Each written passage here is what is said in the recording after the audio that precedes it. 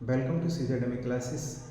हम लोग आज करने जा रहे हैं नील विद्रोह। नील विद्रोह का नाम आते ही हम लोग सीधे दौड़ चलते हैं चंपारण, लेकिन चंपारण से पहले भी बंगाल में कुछ घटनाएं घटी हैं, उनको जान लेते हैं।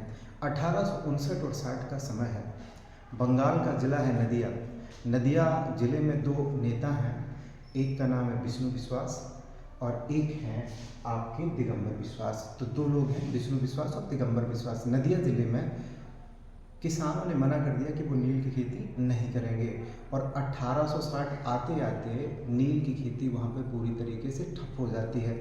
इसके बाद में नील विद्रोह बिहार में भी पहुँचा और बिहार में मुख्य रूप से चंपारण की दो जगह हैं, एक आपका बेतिया है और दूसरा मोतिहारी है। बेतिया और मोतिहारी में 1905 और 1908 के बीच में एक बड़े अंग्रेज अधिकारी की हत्या हो जाती है। उन अंग्रेज अधिकारी का नाम है ब्लूम्सफील्ड। ब्लूम्सफील्ड क्या थे, तो यहाँ जितनी भी मिलें थीं उनके वो मालिक थे, उनका वो देख रेख करते थे।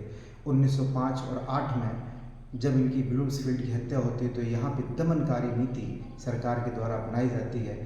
फिर आप सभी जानते हैं, शिकायत लेकर गांधी जी के पास यहाँ पे शुक्ला जी जाते हैं।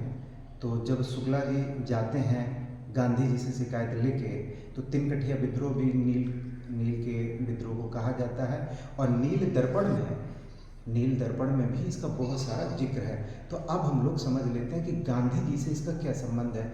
तो गांधी जी चंपारण आते हैं, उनका पहला यहाँ पे सत्याग्रह है 1917 में। वो अकेले नहीं आते हैं, उनके साथ में जाने माने कई लोग हैं।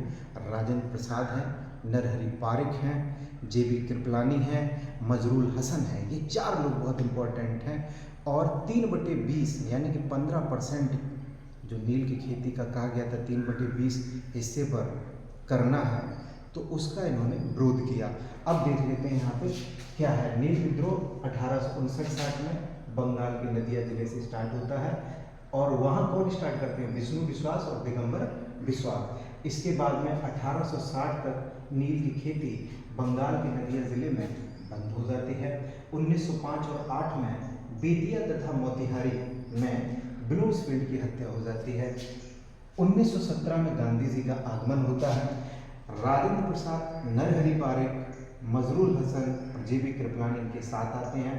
3/20 या 15% यहाँ पे जो था उस भाग पर खेती करने के लिए कहा जा रहा था और यहाँ किसानों के साथ में गांधी जी की भी जीत होती है।